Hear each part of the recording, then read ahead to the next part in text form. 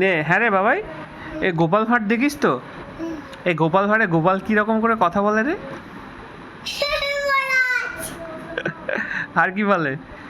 আর মহারাজ কৃষ্ণচন্দ্র কেমন করে বলে রে কথা? না না না গোপাল এটা কিন্তু ঠিক করলেন না। ভালো করে জোরে বল।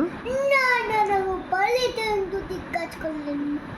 আর গোপালের বউ কেমন করে কথা বলে? হায় হায় হায় কি হলো? ভালো করে বল।